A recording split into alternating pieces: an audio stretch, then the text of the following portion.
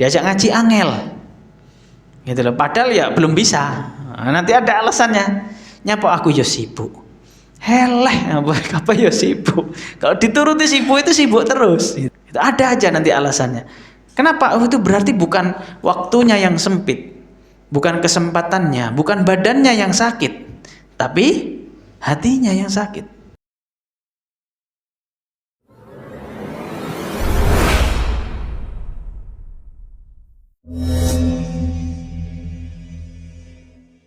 Bismillahirrahmanirrahim. Assalamualaikum warahmatullahi wabarakatuh. Alhamdulillahirabbil alamin wassalatu wassalamu ala asyrafil anbiya'i wal mursalin nabiyyina Muhammadin wa ala alihi wa sahbihi ajma'in, amma ba'du. Alhamdulillah, segala syukur kita ucapkan baik dengan lisan maupun kita terapkan dengan perbuatan kita atas segala nikmat-nikmat yang telah Allah berikan, yang dimana Allah sudah memudahkan bagi kita untuk menjalankan amalan-amalan soleh yang mungkin sebagian orang yang lain tidak diberikan kemudahan tersebut. Dan tak lupa salawat serta salam semoga selalu tercurahkan kepada baginda Nabi besar Muhammad sallallahu alaihi wa ala alihi wasallam, yang beliau adalah suri tauladan yang baik, yang sudah menyampaikan risalah dari Allah Subhanahu wa taala dengan sempurna, yang dimana beliau sudah mencontohkan dan diajarkan kepada para sahabat yang mengikutinya, kemudian diajarkan kepada para tabi'in dan kepada ulama-ulama setelahnya, sehingga kita yang merupakan orang yang akhir zaman ini bisa mendapatkan petunjuk dari beliau sallallahu alaihi wasallam. Ayyuhal hadirun rahimani wa rahimakumullah. Insyaallah pada pertemuan yang berbahagia ini kita akan melanjutkan dars kita. Kita akan mudzakarah untuk belajar bersama, untuk saling mengingatkan di jalan Allah Subhanahu wa taala, yang dimana kita itu apabila kita bersatu di dalam sebuah amalan, di dalam sebuah jalan, insya Allah kita akan bisa saling menguatkan. Karena apabila seseorang itu terpencar, tercerai-berai, maka akan mudah bagi syaitan untuk menjerumuskannya, untuk menyesatkannya. Ayyuhal hadirun rahimani wa rahimakumullah. Kita masuk pada dars yang selanjutnya, itu pada bab alamatu maradil qalbi wa sihhatihi. Tanda-tandanya penyakit hati dan tanda-tanda tentang sehatnya hati. Jadi hati yang sakit itu ada tanda-tandanya, dan hati yang sehat itu juga ada tanda-tandanya. Dan juga kemarin kita sudah dibahas bahwasannya pembagian hati itu ada 3 pada bab yang sudah lampau.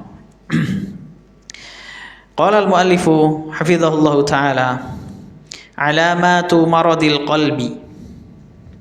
Jadi tanda-tandanya penyakit hati diantaranya qad yamradu qalbul abdi wa yashtaddu al-maradu wa la ya'rifu bihi sahibuhu. Terkadang hati itu sakit dan penyakitnya itu bertambah parah, wa yashtaddul marad wa la ya'rifu bihi sahibuhu. Dan yang mempunyai hati atau orangnya ini dia tidak mengetahui hal tersebut. Jadi hatinya sudah sakit, hatinya itu udah enggak benar, tapi dia enggak sadar. Bal qad yamutu wa sahibuhu la ya'rifu bimautihi. Bahkan terkadang hati itu sudah mati, dan bahkan pemilik hati ini tidak tahu kalau bahwasannya hatinya itu sudah mati. Wa alamatu maradihi aw mautihi anna sahibahu la tu'allimuhu jarahatul ma'asi. Di antara tanda-tanda sakitnya hati atau matinya hati adalah pemilik hati ini tidak merasa sakit ketika dia dilukai dengan kemaksiatan.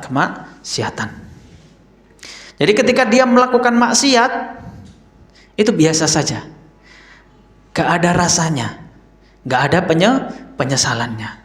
Itu adalah salah satu tanda hati itu sakit. Sebagaimana sudah dijelaskan dalam hadis Nabi Shallallahu Alaihi Wasallam bahwasanya kalau orang yang beriman itu ibaratnya dia melihat dosa-dosanya, yara dzunubahu ka'annahu tahta jabalin yakhafu an yaqa'a alaihi. Dia itu seakan-akan duduk di bawah gunung.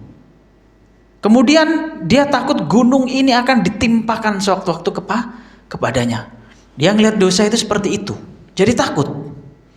Ya, jadi takut untuk melakukan dosa, untuk melakukan kemaksiatan. Adapun orang yang fasik, amal fasik yara dzunubahu ka'annahu dzubab.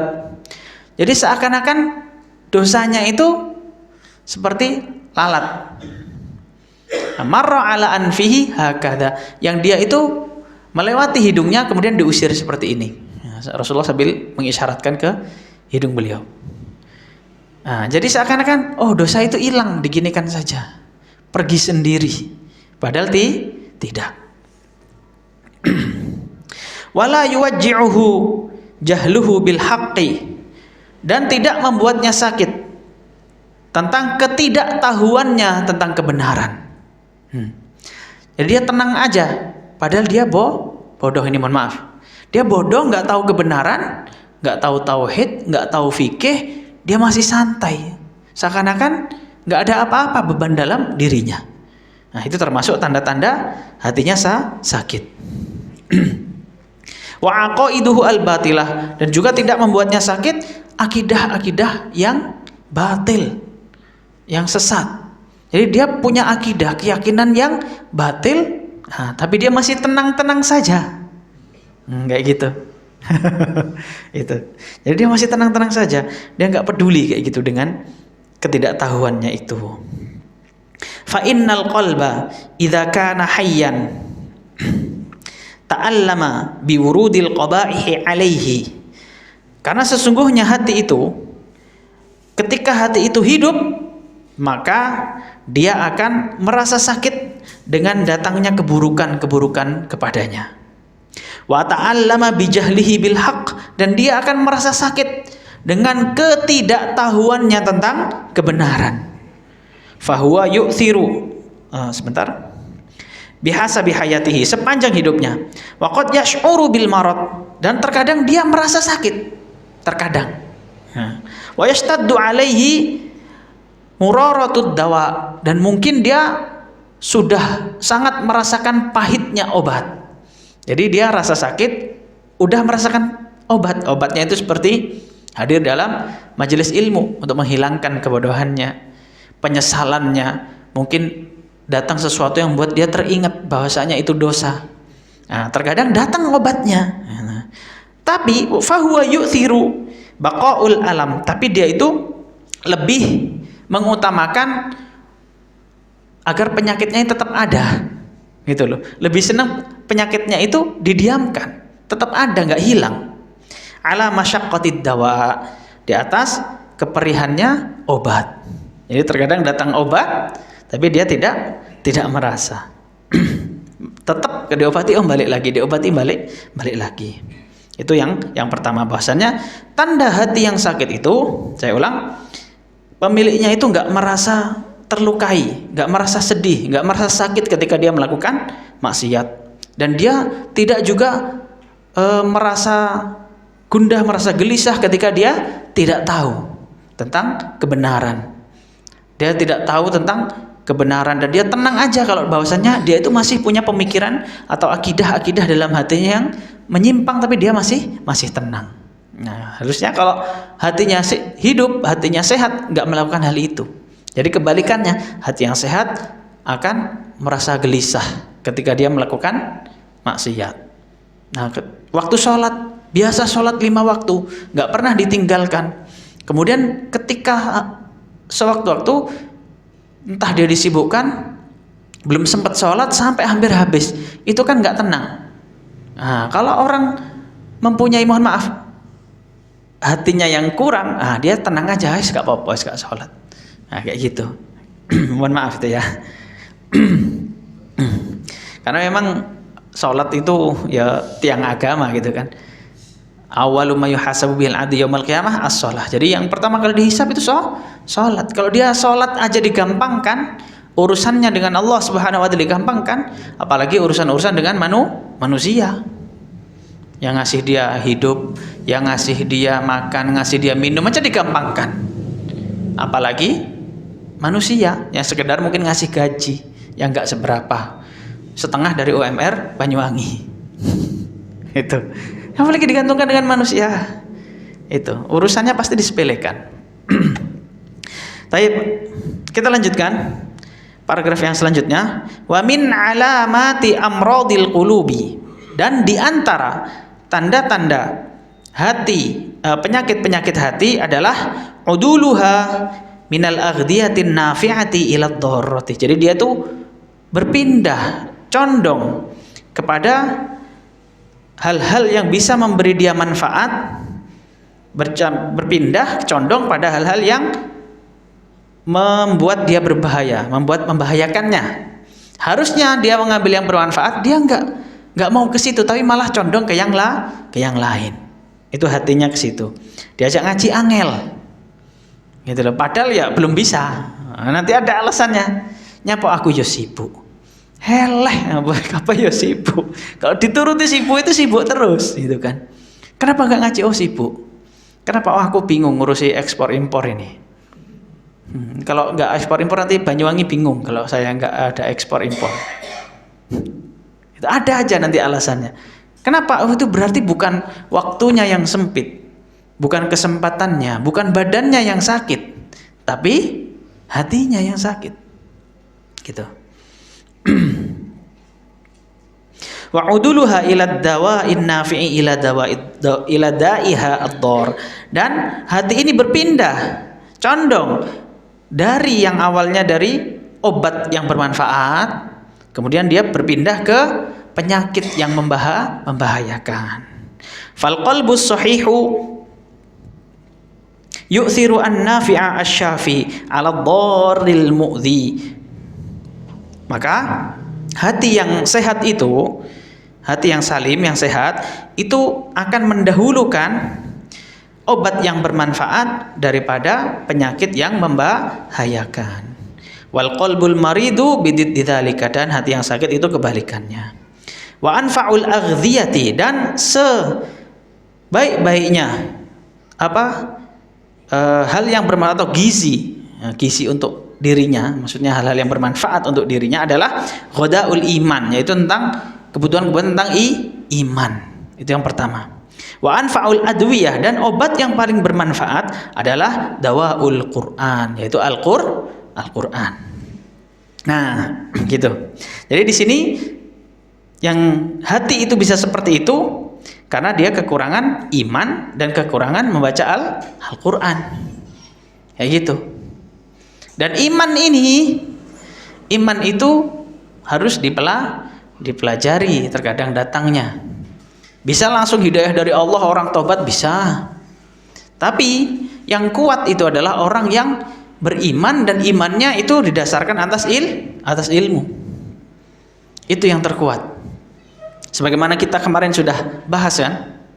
Jadi kita itu butuh, agar hati kita itu sehat, kita harus mengenal Tuhan kita. Mengenal Allah. Dari mana itu? Ya dari belajar. Pelajari kitab-kitab para ulama tentang akidah, tentang tauhid. Itu biar apa? Biar kenal Allah, biar tahu sifat-sifatnya Allah, nama-namanya Allah tahu, apa yang Allah suka dia tahu, apa yang Allah benci dia tahu. Sehingga kalau udah tahu, bukan cuma tahu, tapi pasti diamalkan. Yang disukai Allah dijalankan, yang dibenci oleh Allah dihilangkan. Nah ini harus belajar, okay? Akidah wasitiyah, Lum'atul I'tiqad, kemarin sudah saya sebutkan. Kitab Tauhid, sudah mulai belajar Pak? Dalam? Sampun. Alhamdulillah yang udah mulai. Yang belum, jangan senyum-senyum aja. Senyumanmu tidak memberikan jawaban. Ini, kalau kita ngelamar si perempuan senyum, oh berarti mau. Tapi kalau udah belajar, senyumannya nggak memberikan jawaban. Gitu. Harus belajar. Oh tapi saya udah telat, nggak ada kata telat Pak. Saya sibuk, nggak ada kata sibuk. Itu semua kewajiban kita. Kewajiban bagi seorang muslim itu mengetahui Tuhannya. Kalau nanti udah tahu Tuhannya, kita pasti akan timbul rasa khosyah. Harus belajar. Oh tapi aku nek wis tuwek gak usah belajar iki ya, langsung aja kitab terjemahan. Mumet sampean. Tetap runut belajar itu dari bahasa. Bahasa sulit, iyalah sulit. Tapi ya gimana lagi gitu loh. Harus belajar lughah al-arabiyah itu harus. Duduk ya. Jadi harus belajar lughah al-arabiyah. Jadi belajar bahasa Arab. Untuk apa? Mempelajari kitab-kitab para ulama. Muhammad Jelis. Jadi mempelajari kitab-kitab para ulama. Dan itu harus runut, pelan-pelan. Gak usah buru-buru. Okay? Gak usah buru. Kuncinya apa? Sulit? Iya. Kalau kita langsung nahwu 24 jam. Saya pernah lihat di kitab nahwu 24 jam. Bukan 24 jam paham dia maksudnya. 24 jam pusing sampean. Gak bisa ilmu langsung. Ini dalam jangka waktu 6 bulan insya Allah akan paham fasih berbahasa Arab, bisa takallum, bisa ini, bisa itu. Jangan terburu-buru.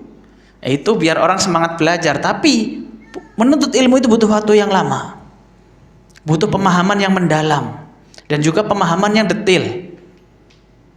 Ini kalimatnya harus jadi apa, ini si isim apa, fi'il apa, huruf.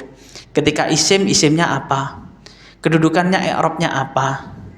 Ketika fi'il, fi'ilnya apa, artinya apa.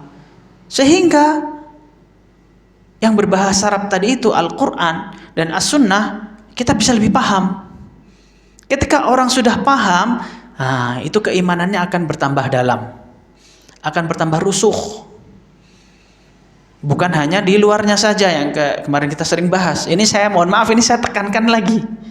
Nggak ada yang ngajar banyak, jangan banyak alasan pokoknya.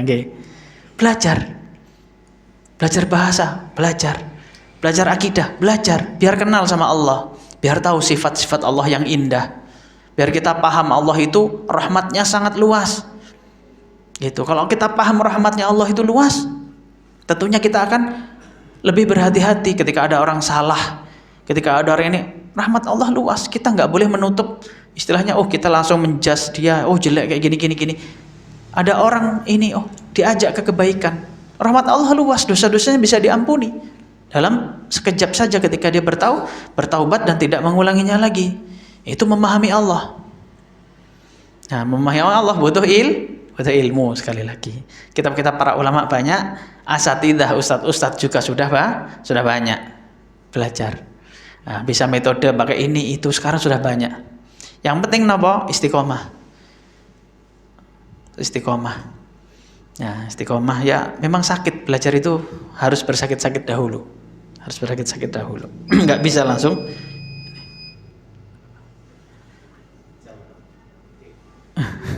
Masih lama kan? Masih lama. Saya trauma. Terlalu cepat. Oke, kita lanjutkan, Nah, kemudian di sini ada pembahasan bahwasannya aghdiyah atau gizinya yang paling baik, asupan yang paling baik itu adalah keimanan, dan pengobatan yang paling baik adalah Al-Quran, karena Al-Quran itu syifa. Nah, dulu para sahabat radhiyallahu anhum, dari riwayat Jundub ibnu Abdillah radhiyallahu an, beliau meriwayatkan, kunna ma'an Nabi sallallahu alaihi wasallam, dulu kita bersama Nabi sallallahu alaihi wasallam, fityanun hazabiratu. Jadi mereka itu adalah pemuda-pemuda yang hampir baligh. Jadi masa-masa remaja, hampir baligh. Kalau baligh itu biasanya 15, atau orang udah mulai keluar mani, mimpi basah, itu alamatnya baligh. Nah, dia udah mau alamat baligh, biasanya 15 lah kalau belum pernah ini pokoknya 15 batasnya biasanya kalau dalam mazhab Syafi'i. Ya, udah mulai remaja. Ketika itu Fata'allamnal imana qabla an nata'allamal Qur'an. Kita belajar keimanan sebelum kita belajar Al-Qur'an. Nah, belajar keimanan dulu sebelum belajar Al-Qur'an. Loh, ini gimana? Kok bisa? Nah, kan sumbernya keimanan itu salah satunya adalah Al-Qur'an jelas. Nah, Syekhul Islam menyebutkan ini tarbiyahnya Nabi. Jadi pokok-pokok Al-Qur'an tentang keimanan itu dibahasakan yang bisa dicapai oleh anak-anak. Misalkan ketika ada anak kecil, Rasulullah tanyakan kepada jariyah yang budak perempuan itu yang ainallah, di mana Allah? Dia tahu Allah fis sama. Oh, dia ngerti anak ini. Allah itu di atas langit. Nah, ketika itu itu adalah pertanyaan-pertanyaan berkaitan dengan tauhid. Nah, kemudian sahabat yang lain, Mu'ad, dijelaskan kayak gini, ya Mu'ad, sering diajak ngobrol anak kecil ini, dikhitab dengan kalimat-kalimat yang mungkin itu terkadang, ini kok kayaknya berat, terlalu serius. Masalah tauhid ditanamkan dalam anak-anak. Terkadang mereka dengan polosnya kan bertanya. Nah, itu kita jawab dengan jawaban yang benar. Itu tata cara menanamkan tauhid. Kita tunjukkan keseharian kita. Kita rasa takut kita pada Allah, kita tunjukkan. Ya, seperti itu jamaah. Jadi salah satu caranya Rasulullah mendidik itu adalah dengan mengajari langsung. Jadi sahabat belajar langsung mubasyaratan, melihat Nabi Shallallahu Alaihi Wasallam menerapkan tauhid dalam dirinya. Gimana khauf, gimana roja, ngelihat Rasulullah berdoa, kayak gitu. Kecil belum tahu. Nah, jadi mereka belajar iman dulu secara umum biasanya. Kemudian nata'allamal Qur'an, setelah itu baru belajar Al-Qur'an. Tsumma ta'allamnal Qur'an fasdadatna bihi imanan. Kemudian setelah kita mulai belajar Al-Qur'an, kemudian apa? Iman kita akan bertambah. Rawahu Ibnu Majah. Nah, kayak gitu. Jadi sebelum Al-Qur'an diajarkan masih kecil, diajarkan keimanan dulu. Prinsip-prinsip ketuhanan, sifat-sifat Allah, gitu. Ketakutan kepada Allah diajarkan. Kecintaan pada kebaikan, kebencian pada keburukan itu diajarkan dari kecil. Kemudian setelah itu dia mulai belajar Al-Qur'an, mulai baca, mulai belajar bahasa Arab untuk memahami bahasa Al-Qur'an tadi itu. Dia bertambah ilmunya. Jadi rusuh, mendalam ilmunya, bukan hanya di luar. Makin kuat.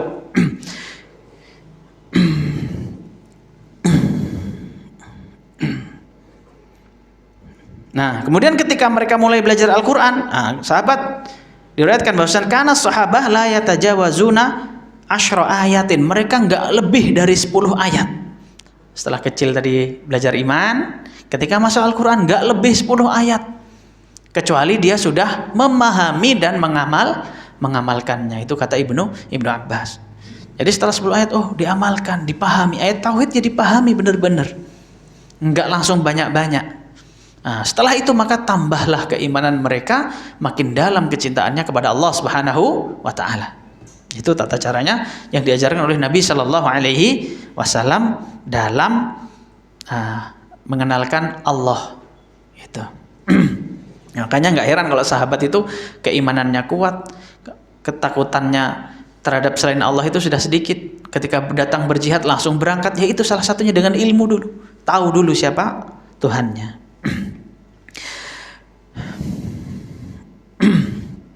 Baik, kita lanjutkan. Alamatu sihhatil qalbi, tanda-tanda sehatnya hati. An yartahila 'anid dunya hatta yanzila bil akhirah. Jadi dia meninggalkan dunia sampai dia bermukim di akhirat. Itu hati. Jadi tujuannya sudah bukan dunia semata, tapi tujuannya adalah akhirat. Wa yahillu fiha hatta yabqa ka'annahu min ahliha. Dan dia itu tinggal di akhirat itu sampai dia itu seakan-akan dia itu adalah sudah menjadi ahli akhirat, atau dia itu menjadi penduduknya akhirat. Nah, jadi hatinya itu sudah mendambakan akhirat seakan-akan dia itu adalah seorang yang sudah penduduk akhirat. Tingkah lakunya berdasarkan itu. Ka'annahu min ahliha wa abna'iha. Nah, seakan-akan dia penduduk akhirat dan anak-anak akhirat. Ja'a ila hadhihi dari ghoriban ya'khudhu minha hajatahu wa ya'udu ila watanihi. Yang kemudian dia datang kepada dunia ini ghoriban, sebagai orang asing. Ya'khudhu minha hajatahu, yang dia mengambil keperluannya. Keperluannya ya sekedarnya. Wa ya'udu ila watanihi, kemudian dia hendak pulang ke kampung halamannya, ke negaranya. Nah, kama qala sallallahu alaihi wasallam, sebagaimana Rasulullah sallallahu alaihi wasallam sudah bersabda li Abdullah bin Umar, kepada Abdullah bin Umar, kun fid dunya ka'annaka gharibun aw 'abiru sabilin. Jadilah di dunia ini seakan-akan engkau itu orang asing atau orang yang sedang menyeberang jalan. Itu nasihatnya Rasulullah. Jadi hatinya itu terpaku pada akhirat, dan bukan berarti nggak butuh dunia sama sekali. Butuh dunia, tapi dunia ini wasilah kepada akhirat. Sebagaimana jembatan.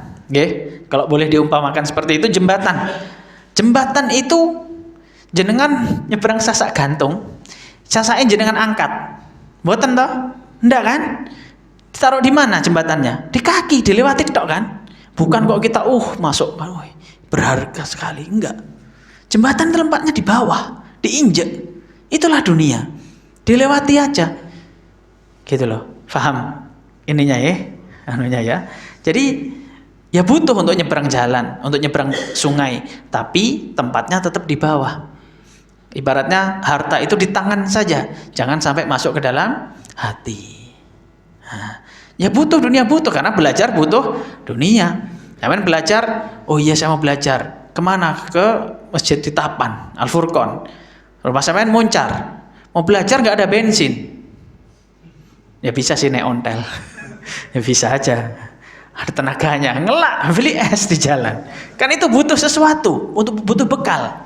Dunia itu jadi bukan tujuannya itu kita adalah es tersebut. Tapi tujuannya adalah akhirat, belajarnya itu tadi. Nah, fahim dong? Insyaallah paham ya? Gitu. Jadi jangan sampai hati kita salah sasaran. Pekerjaannya akhirat ada, tapi hatinya itu dunia.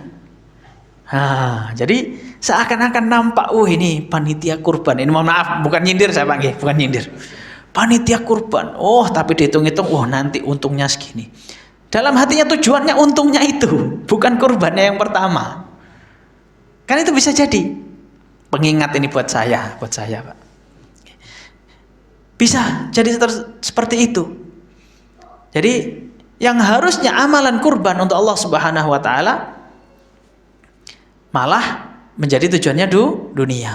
Ini kan rugi, gitu loh. Seperti itu. Dan tadi mungkin ada orang minum es karena haus, tapi tujuannya biar nggak kehausan pas ngaji. Esnya seakan-akan dunia, tapi dia tujuannya akhirat. Nah, berbeda kan? Covernya seakan-akan dunia, tapi tujuannya akhirat. Satunya covernya akhirat, tapi tujuannya dunia. Oke, kita lanjutkan. Nah, seperti ini contohnya Rasulullah tarbiyah ya kepada Ibnu Umar. Kun fid dunya ka'annaka ghuribun. Jadilah di dunia ini seakan-akan engkau orang yang asing. Au abiru sabilin, atau orang yang sedang menyeberang jalan. Orang nyeberang jalan nggak mungkin lama-lama. Apalagi jalan-jalan raya. Nyeberang jalan raya kok ape lungguh ngombe es, nggak mungkin. Nggak selama itu. Orang nyebrang sebentar aja. Dunia itu sebentar saja. Ya. Kemarin saya sempat dengar sebuah video kan lewat. Bagus banget. Jadi buat apa sih kita itu kok hidup itu membenci? Buat apa sih kita hidup itu untuk hal-hal yang kurang bermanfaat, istilahnya kayak gitu. Karena ibarat umur kita itu Pak, ya mungkin 60-70 tahun. Okay. Itu kalau bumi mengelilingi matahari, konsepnya itu kan ilmu astronotnya itu. Bumi mengelilingi matahari itu adalah 1 tahun, 360 hari. Dan matahari mengelilingi pusat lagi katanya Bima Sakti atau apa itu berapa butuh miliaran tahun. Jadi kalau misalkan umur kita 60 tahun, itu nggak sampai 1 putaran pastinya. Kita cuma pindah 0,02 derajat. Jadi hidup kita itu nggak sepanjang itu. Nah, bahkan dalam ayat yang lain, ta'rujul malaikatu warruhu ilaihi fi yaumin kana miqdaruhu khamsina alfa sanah. Ta'rujul malaikat, jadi malaikat warruh, dan roh itu naik di sisi Allah Subhanahu wa taala nanti ketika kiamat, fi yaumin, di dalam 1 hari, miqdaruhu khamsina alfa sanah. 1 hari ini hitungannya sebagaikan 50.000 tahun. 50.000 tahun, umur kita 60, makanya nggak heran. Illa asyiyatan au duhaha, nanti ketika kita udah di akhirat ngelihat, oh iya, kehidupan kita itu seakan-akan pagi sampai waktu duha selesai dibandingkan dengan kehidupan akhirat. Au abiru sabilin, makanya Rasulullah gambarkan menyeberang jalan. Orang asing bakal pulang ke kampung halaman. Nggak mungkin dia nyari banyak-banyak terus ditinggal, kan itu. Seperti itu ayyuhal ikhwah. Wa kullama maradul qalbi atharat dunya istawtanaha hatta yasiru min ahliha. Kemudian dan ketika penyakit hati itu atau mengutamakan dunia, istawtanaha, menguasai jiwa, hatta yasiru min ahliha, sehingga dia hati itu menjadi ahli dunia, nggak jadi ahli akhirat lagi. Wa min alamati sihhatil qalbi, dan diantara tanda-tandanya sehatnya hati, annahu la yazalu yadribu ala sahibihi hatta yaniba ila Allah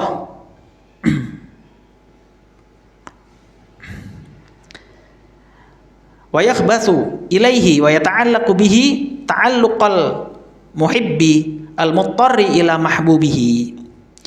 Dan diantara tanda-tanda sehatnya hati adalah hati itu senantiasa memukul pemiliknya, atau mengingatkan, dia itu ya bahasanya, mengingatkan kepada pemiliknya untuk bertaubat kepada Allah. Jadi ketika salah ada perasaan bersalah lah, istilahnya seperti itu. Nah, hatinya itu berarti masih sehat. Wa yakhbathu ilaihi, dan dia mengingatkan kepada Allah. Wa yata'allaqu bihi ta'alluqal muhibbi al-muttarri ila mahbubihi, dan dia bergantung kepada Allah sebagaimana ketergantungan orang yang cinta kepada sesuatu yang dicintainya. Jadi kalau udah bucin lah ibaratnya zaman sekarang itu, sangat cinta banget gitu kan, itu hatinya kan tergantung terus. Jadi hati yang sehat pasti mengingatkan kita agar kembali ke jalannya Allah Subhanahu wa taala. Kemudian fayastaghni bihubbihi an hubbi siwahu. Kemudian setelah itu dia akan cukup terhadap cinta Allah daripada cinta terhadap selain Allah. Jadi cukup. Cintanya Allah udah cukup. Enggak butuh yang lain. Ketika dia sudah benar-benar mengetahui Allah, kemudian benar-benar beramal soleh, terbiasa dengan amalan-amalan soleh, sehingga ketika dia melakukan hal yang salah, dia nggak enak. Nah, kemudian ketika dia sudah mencintai Allah Subhanahu wa taala, maka akan dicukupkan cinta kepada Allah dan daripada cinta pada hal yang selainnya. Cinta dunia dan lain sebagainya itu dihilangkan.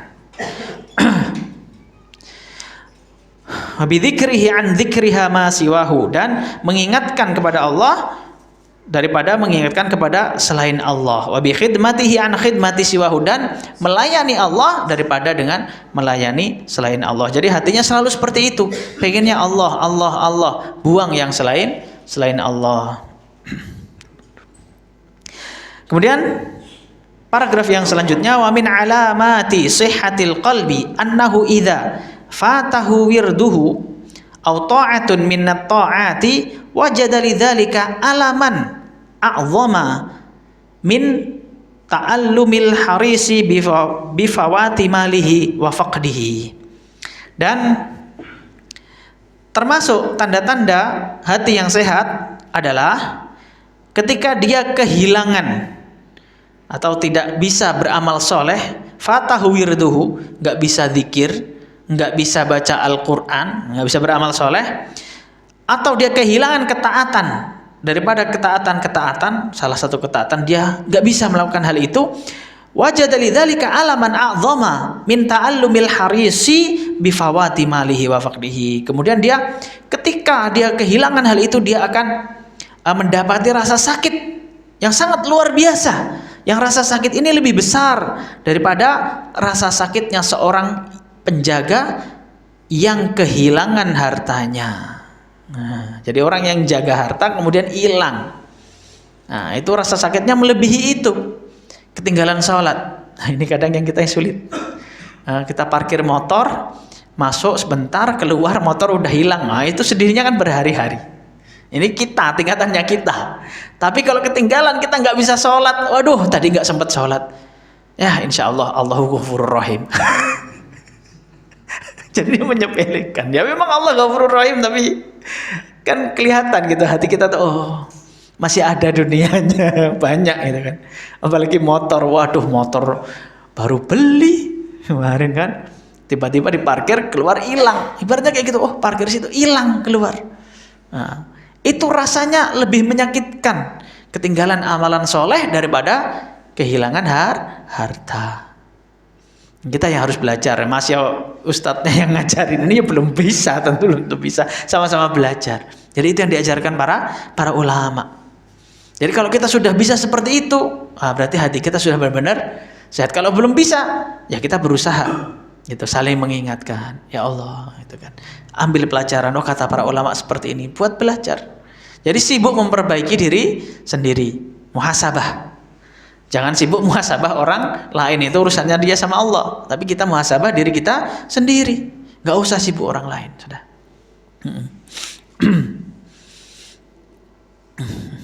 Terus kita lanjutkan. Wa min alamati sihhatihi annahu yashtaqu ilal khidmati kama yashtaqu al-ja'i'u ila at-ta'ami wasyarabi. Jadi termasuk tanda-tanda sehatnya hati adalah dia itu rindu terhadap khidmah. Kama khidmah kepada Allah, maksudnya mengabdi pada Allah. Kama yashtaqu al-ja'i'u ila at-ta'ami wasyarabi. Dan sebagaimana rindunya orang yang sedang lapar kepada makanan dan minuman. Nah, itu. Jadi saking pengennya berkhidmat kepada Allah Subhanahu wa taala, beribadah pada Allah Subhanahu wa taala, pengennya itu seperti orang yang sedang kelaparan, pengen makan. Orang kehausan pengen minum. Seperti itu dia pengen berkhidmah kepada Allah Subhanahu wa taala. Itu tanda sehatnya hati.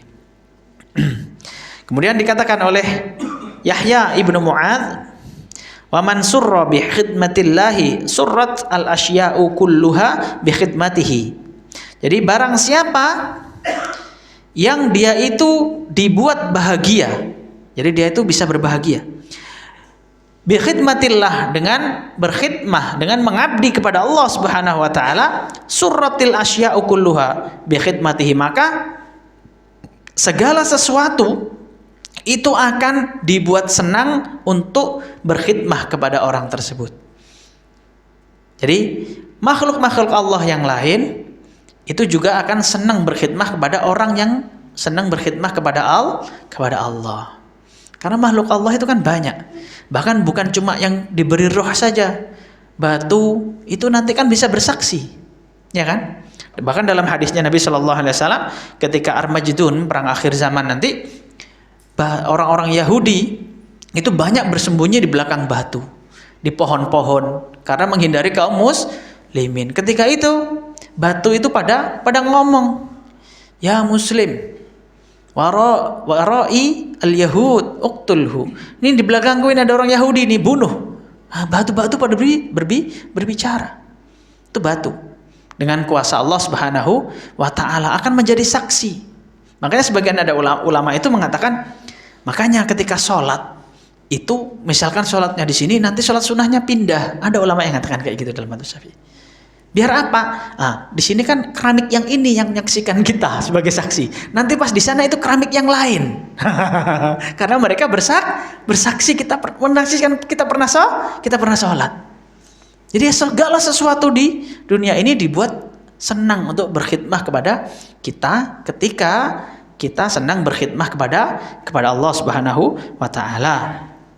Wa man qarrat 'ainuhu billahi qarrat 'uyunu kulli ahadin bin nadhri ilaihi, dan barang siapa yang matanya itu sejuk matanya itu sejuk memandang Allah, maksudnya menaati perintah Allah, melihat yang dihalalkan oleh Allah, maka mata setiap orang akan dibuat sejuk melihatnya. Nah, gitu. Jadi kalau dia senang berkhidmah, senang ininya, semua orang akan dibuat cinta. Segala sesuatu, bahkan asya di sini disebutkan. Wa min alamati sihhatihi, dan di antara tanda-tanda sehatnya hati, an yakuna hammuhu wahidan. Jadi cita-citanya itu satu. Wa an yakuna fillahi, yakni fi taatillah. Satu itu apa? Satu itu adalah cita-cita di jalan Allah dan dalam ketaatan kepada Allah, itu cita-citanya. Ini kayak gitu. Jadi ini ibarat kata Pak G. Ketika ada seorang raja punya segala sesuatu, seorang ratu datang ke jenengan, wis milio siji. Oh, nek sing milih, saya mau mobil Ferrari. Oh, saya mau kipas angin. Saya mau AC. Oh, saya mau apartemen. Kayak gitu kan ibaratnya, ibarat. Kemudian orang ini, ada satu orang, kamu milih apa? Saya milih jenengan ratu. Ya piye? Ya wis dideleh kabeh yang tadi itu, karena dia dapat ratunya, diambil semuanya. Ini terhadap ini. Kalau kepada Allah pasti dikasih semuanya sama Allah Subhanahu wa taala. Jangan sampai kita itu tujuannya hanya karena dunia, nanti malah dunia itu dicerai-beraikan. Tujuan kita dunia akan dicerai-beraikan. Harta yang kita simpan sewaktu-waktu nyawa kita diambil. Nah, kerja 40 tahun, bangun perusahaan, bangun brand image, baru nikmati 3 tahun, udah mulai ini, diambil nyawanya oleh Allah Subhanahu wa taala. Ditinggal nggak? Ditinggal. Yang kita kumpulkan bakal dibagi-bagi ke manusia lagi. Berbeda dengan amalan soleh, akan menemani kita. Berbeda dengan ilmu, akan selalu menjaga kita. Gitu.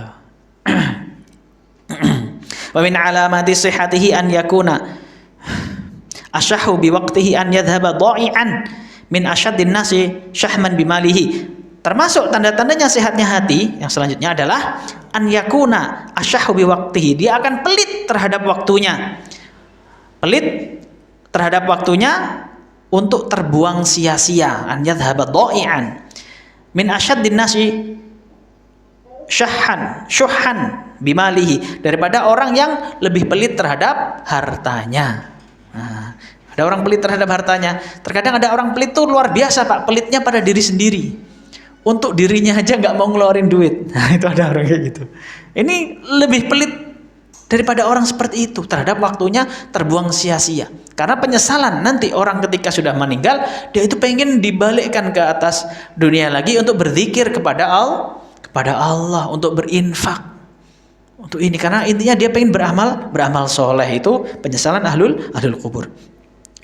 Wa min alamati sihhatihi an yakuna idza dakhala fi sholati dhahaba anhu hammuhu wa ghammuhu bid dunya wa wajada fiha rahatahu wa na'imahu wa qurrata ainihi wa surura qalbihi.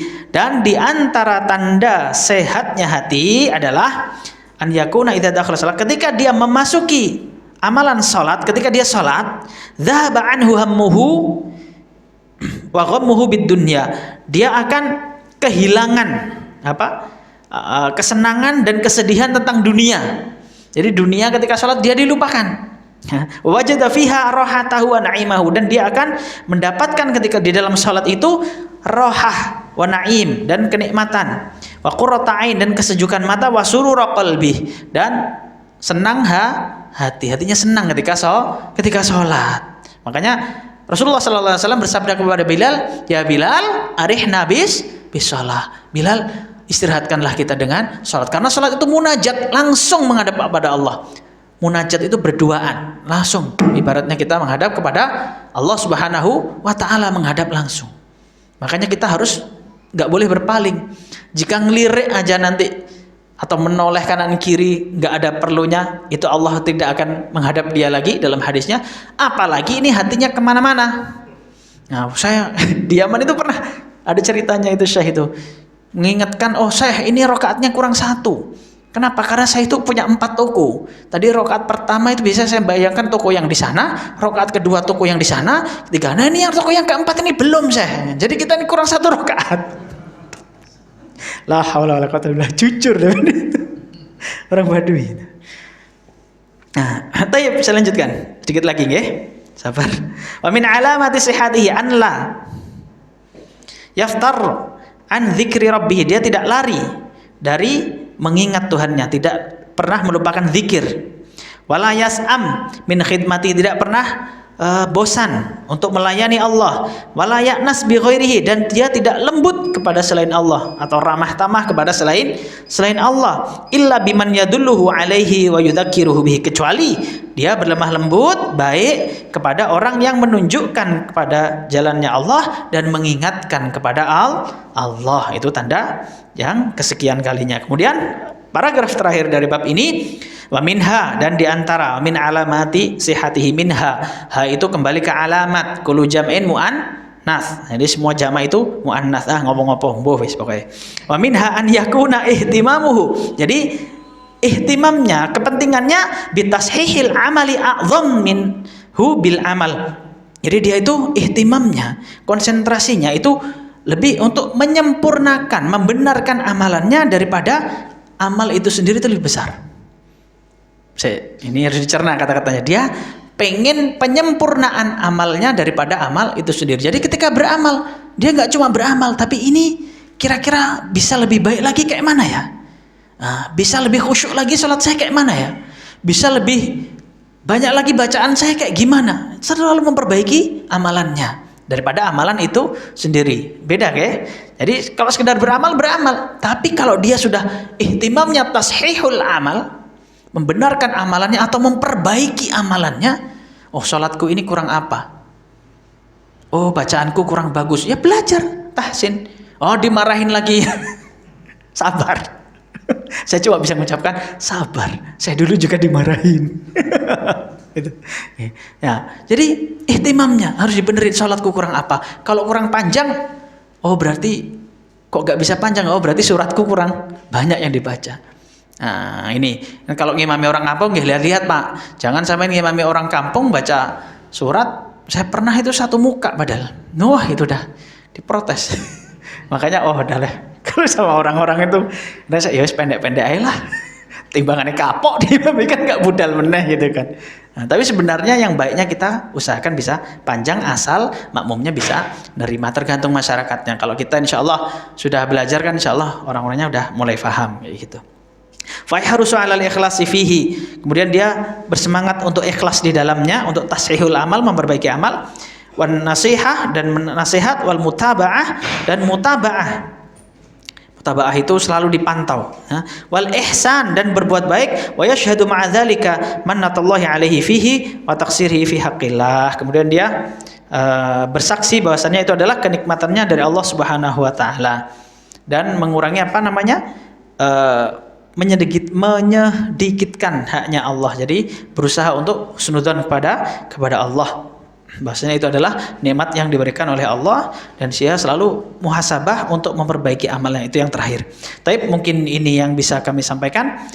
Apabila ada kesalahan, mohon maaf yang sebesar-besarnya. Subhanakallahumma wa bihamdik, asyhadu an la ilaha illa ant, astaghfiruka wa atubu ilaik. Assalamualaikum warahmatullahi wabarakatuh.